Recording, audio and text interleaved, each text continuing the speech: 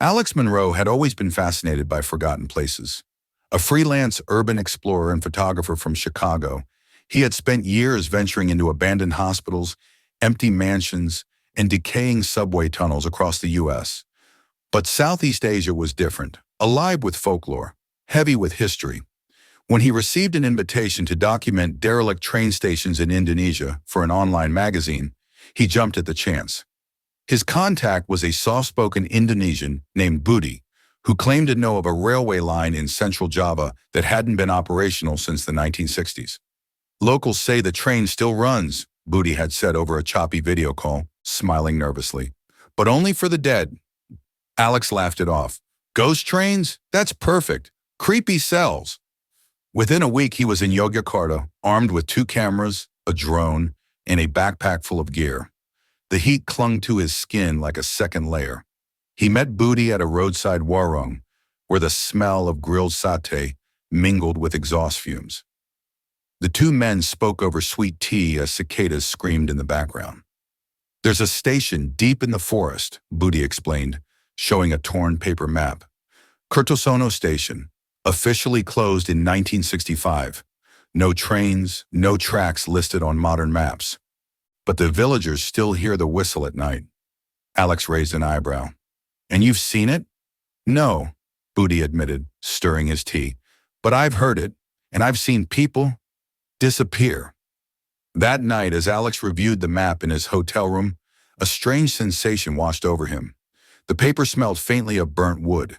When he unfolded it completely, he noticed a small symbol, an old Javanese character, scrawled in red ink beside Kertosono. He looked it up out of curiosity. It meant, return not. The next morning, the sky was choked with low-hanging clouds. A soft drizzle misted the landscape as Alex and Budi rode a dusty motorcycle through the outskirts of Yogyakarta. Villages slipped by, women carrying baskets, children running barefoot, the occasional rooster darting across the road. The deeper they went, the more the paved road cracked and crumbled, until only a dirt path remained. Another hour, Budi shouted over the engine's roar. We'll reach the old railway bed. Alex glanced at the surrounding forest, thick, damp, and humming with insect life. It felt like the trees were pressing in on them, ancient and watchful. Eventually, they arrived at a clearing. Budi parked the bike beneath a twisted banyan tree. This is where the station used to be, he said, pointing into the overgrowth. Alex frowned. There's nothing here. No buildings, Budi agreed. But the tracks, they come back at night. They walked for nearly 20 minutes through ferns and tangled vines before Alex spotted something. 2 thin lines of rusted iron partially buried in the soil. He knelt, brushing away moss and leaves. The rails were old, brittle, but unmistakably there. Not on any satellite map, Alex murmured, pulling out his camera. He snapped a photo, then another, but as he reviewed them, the tracks didn't appear. Just dirt and foliage. He blinked. Took another shot. Still nothing. Budi, he called. The tracks. My camera doesn't see them. Budi's expression darkened. That's how it begins. As twilight fell, the air grew unnaturally still. No birdsong, no wind. Just the thudding of Alex's heart and the soft creak of branches overhead. Then faintly a sound. A whistle. Low and distant, echoing through the forest like a mournful sigh. Alex turned to Budi, expecting a reaction, but the man was frozen, eyes wide with terror. Time to go, Budi whispered, already backing away. But Alex remained rooted to the ground. Behind him, the rusted tracks had changed. They now gleamed, clean, polished, as if freshly laid. And stretching into the forest, they shimmered under a light that hadn't been there moments ago. Then came the vibration. Barely perceptible at first, but growing, steady, rhythmic, as if something was coming. Something real. The vibration deepened, faint at first like distant thunder, then more defined, pulsing through the earth beneath Alex's boots. He turned toward the source, heart pounding, his senses sharpened to the quiet terror building around him. From the dark forest ahead, a pale light began to form. It wasn't like the light from a flashlight or lantern. This light flickered, soft and silvery, like moonlight trapped in fog, and in its glow, something began to emerge. A train. It moved slowly, impossibly quiet for something so large. The engine was old, coal-powered, cast iron black with bronze accents, its paint peeling and rust clinging like moss. But the most unsettling part was the silence. No clattering of wheels, no hissing of steam, just that low, breathy whistle that sounded more like a distant wail. The train rolled past them on the tracks that should not exist. Inside the first car, Alex saw figures, shadowy silhouettes standing perfectly still behind fogged windows. Some wore old-fashioned hats, others shawls or long coats. Their faces, if they had any, were blurred, like smudges on a mirror. Alex raised his camera, instinct taking over. He snapped 3 quick shots before realizing his hands were shaking. Booty grabbed his arm. Don't look at their eyes." "What eyes?" Alex whispered, staring harder. Then he saw them. Each figure turned, slowly in perfect unison. Their heads tilted toward Alex and Booty, and through the glass, black sockets stared back. Empty, but aware. The train continued, its slow glide surreal and graceful. No wheels churned. No smoke rose. It simply was. An echo of something ancient. As the last car passed, Alex saw a flash of red cloth, like a woman's veil, fluttering in the open doorway. A hand gripped the rail. Then the figure stepped off. A woman in traditional Javanese dress. Her bare feet touched the ground silently. Her long black hair flowed down her back, and her face was pale, lips a strange blue. She looked at Alex, not like the others. She saw him. Then she spoke in a soft, melodic Javanese phrase he couldn't understand, but the word at the end chilled him to his core. Pulangla. Go home. Alex took a step back, but the tracks behind him, they were gone. The forest seemed to hold its breath. The woman stood only a few feet from Alex, her white kabaya billowing slightly despite the still air. Her eyes, deep, dark, almost liquid, bore into us as though searching for something beneath his skin. Not anger, not kindness, just knowing. Booty's voice was barely a whisper. "Jangan Bikara, don't speak to her." But Alex couldn't move. His camera dangled uselessly at his side. Every logical part of his mind screamed to run, to flee into the trees, but his body ignored the commands. The woman raised one hand slowly, palm out, and pointed back toward the forest. "Pulangla," she repeated, softer this time. Her lips didn't move. Then, without warning, she vanished. Not faded, not stepped away. Gone, like mist in sunlight. Alex gasped and stumbled back, finally regaining control. The rusted, ancient rails beneath his feet had returned. No shine, no vibration. The forest resumed its sounds. Cicadas, the rustle of wind, distant birds. The train was gone. He turned to Booty, who was visibly shaken. Sweat drenched his shirt. His hands trembled. "I told you not to look," Booty said through gritted teeth. "That was the Penjaga, the guardian." "What was she guarding?" Alex asked, trying to steady his breath. Booty shook his head. "Not what? Who?" They made their way back in silence, darkness gathering quickly under the canopy. When they reached the motorcycle, Alex checked his camera. His hands were still trembling, but he had to know. Every photo of the train? Blank. Every image of the tracks? Gone.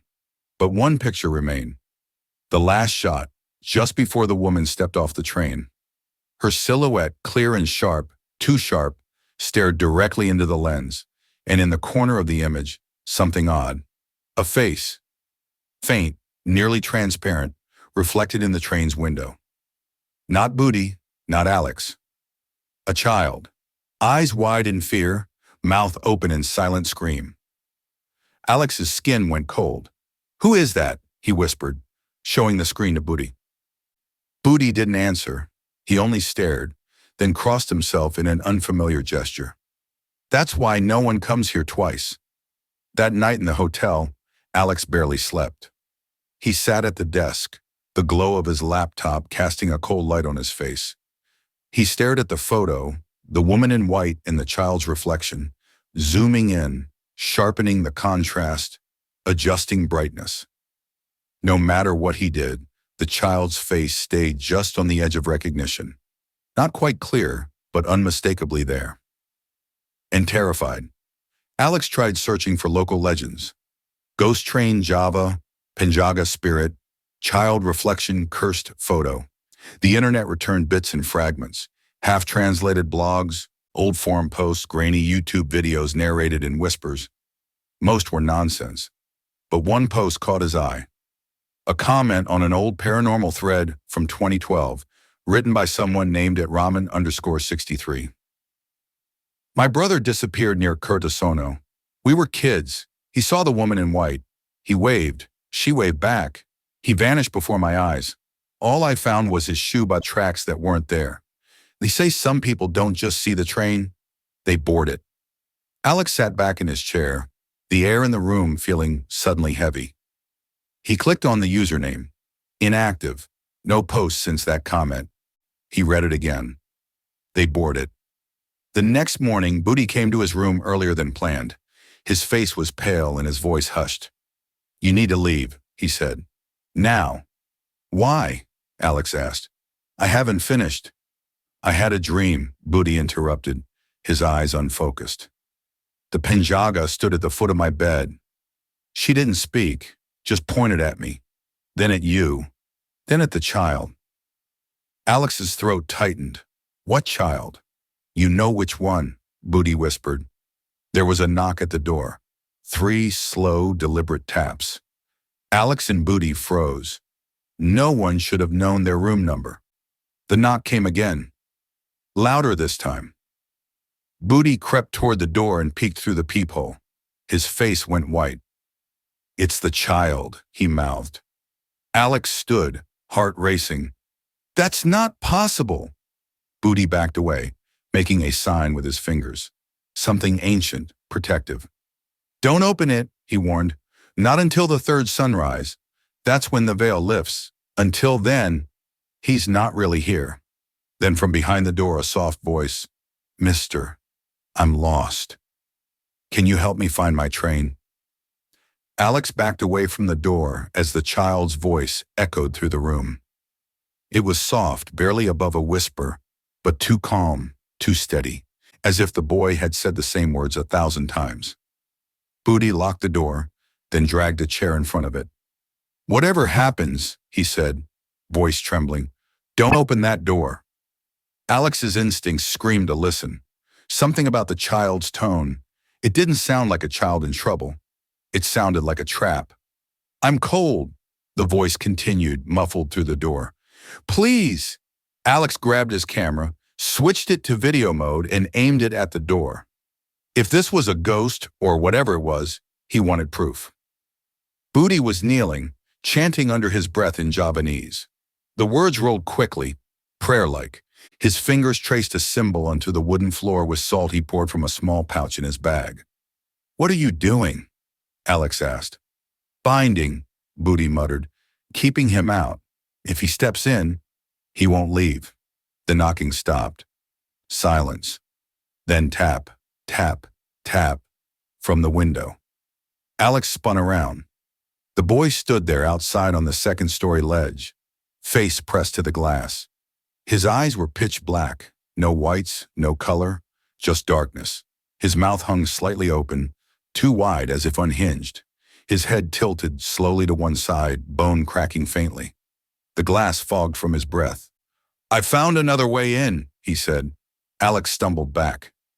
Booty leapt up and began shouting words louder, more forcefully, throwing salt toward the window. A sudden gust of wind blasted into the room, through the walls. Lights flickered. The child vanished. Silence fell again. Then, Booty turned to Alex, face pale. He's chosen you. Chosen me for what? Booty didn't answer. Instead, he handed Alex an old black and white photo, its corners frayed. In it, A group of passengers stood beside an old train, smiling stiffly. Alex's stomach dropped. There, near the edge of the group, was the same boy, same pale face, same empty eyes. Scrawled on the back of the photo in faded ink, "All aboard, Alex Monroe." Alex stared at the photograph, his name scrawled in a shaky hand. The ink looked old, faded into the paper like a wound healed wrong. His mind spun. How could his name be there? This picture had to be decades old. He turned it over again. The group of passengers beside the train looked like they belonged to another era. 1940s, maybe earlier.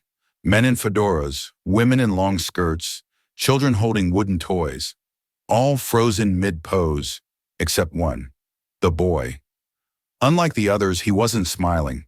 His black eyes stared into the lens with eerie focus, like he knew someone would be watching from the future.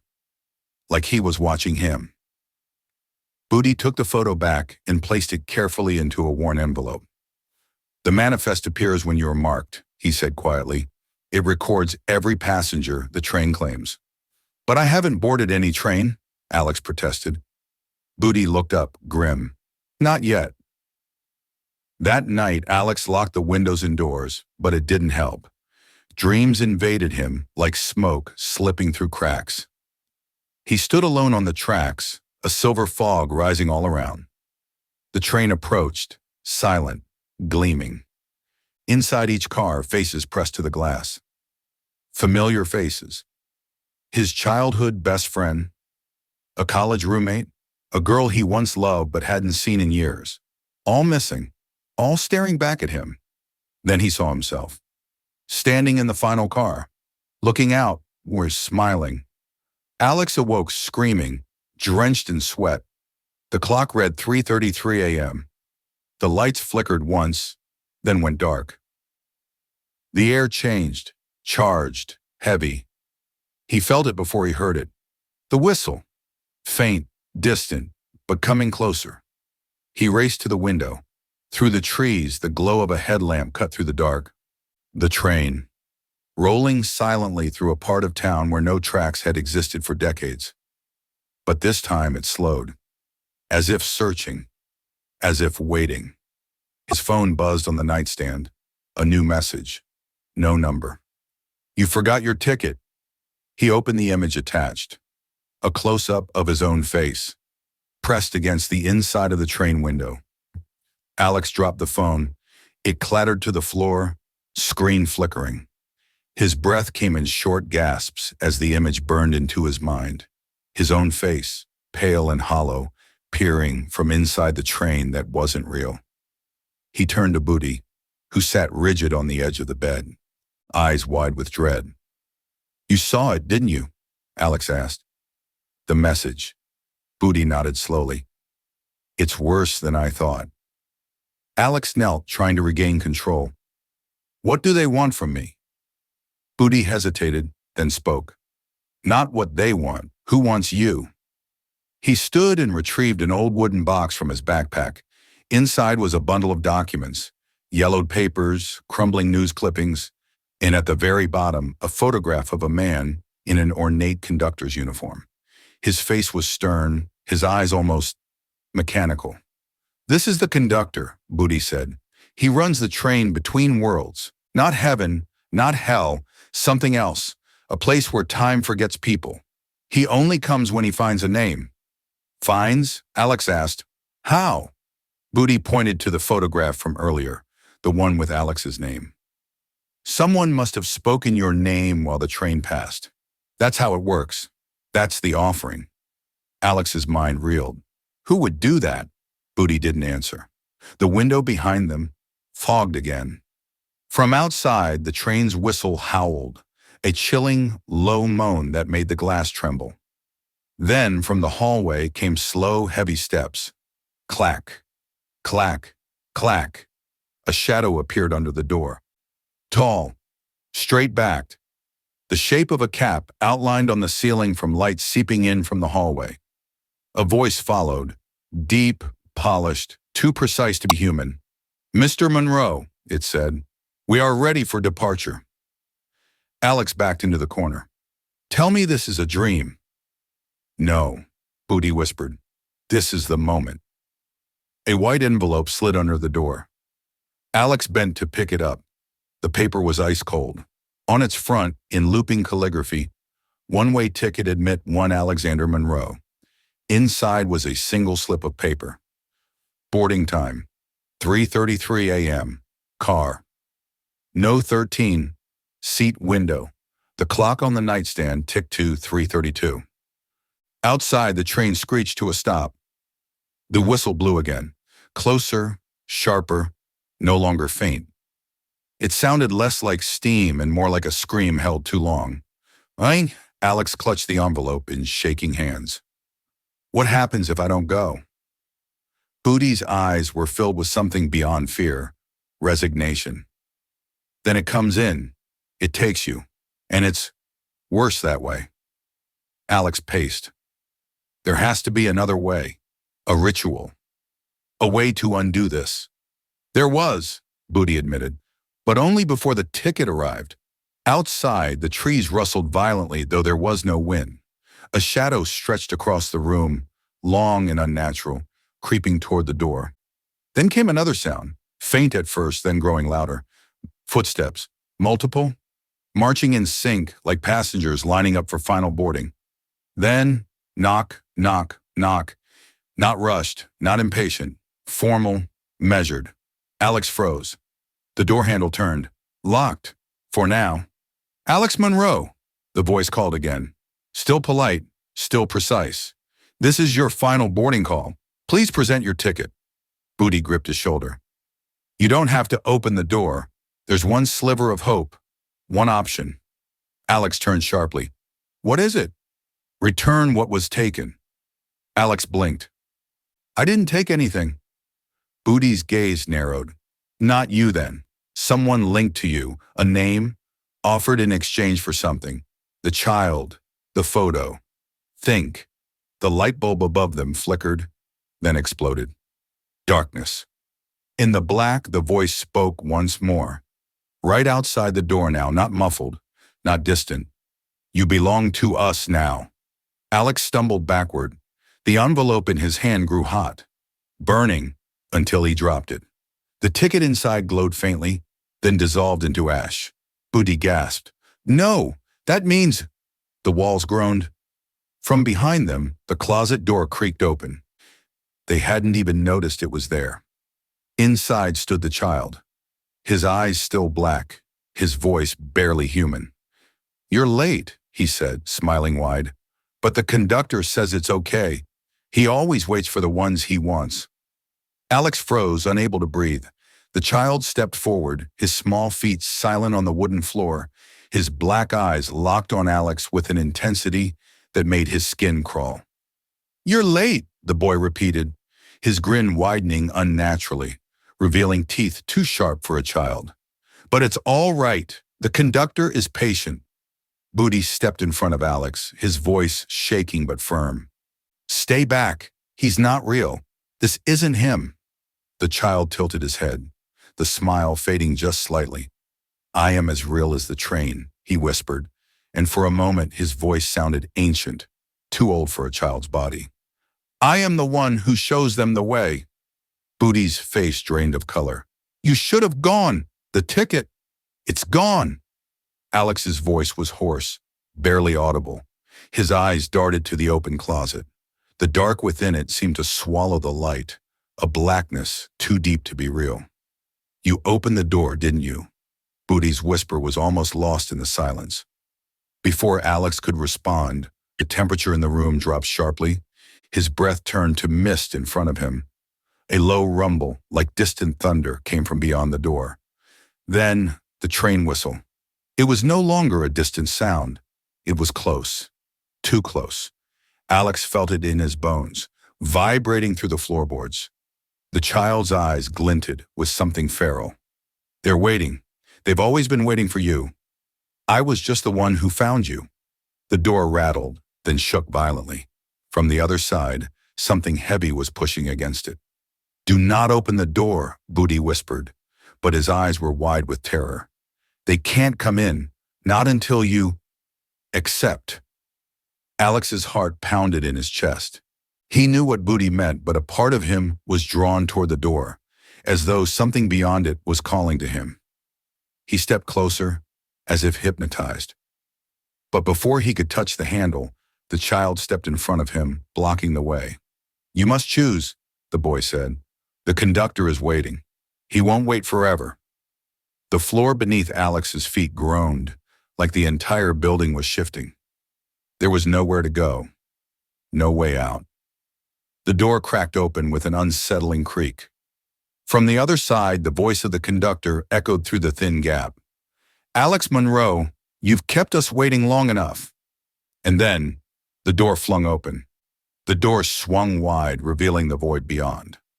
Alex stood frozen in the threshold of the room, his mind screaming for him to turn away, to run. But his body wouldn't listen. He was already moving, one step, then another, until he stood just inches from the dark abyss. The air beyond the door was thick, heavy with the scent of rust and something metallic. The distant whistle of the train grew louder, vibrating the very walls. The conductor's voice came again, slow and deliberate, each word carrying a weight that threatened to pull Alex under. "Alex Monroe, you are the last passenger." Behind him, Booty made a strangled sound, but Alex didn't turn. His eyes were fixed on the darkness ahead, the train station looming just beyond the threshold. He could see it now, vaguely in the shadowy fog that swirled through this doorway, a vast, decaying platform. The train sat in its center, gleaming under the ghostly light that came from nowhere. The wheels were still, but the train was waiting. Inside, every window was filled with faces, pale, hollow-eyed faces of those who had come before him. They stared out, silent, unblinking, their expressions a mix of fear and resignation. Among them, Alex thought he saw a familiar face, his mother, then his childhood friend, then someone he once knew. They were all waiting. But the child, he was no longer standing behind him. He had already moved forward toward the train. "Come," the boy whispered. "The conductor waits for you."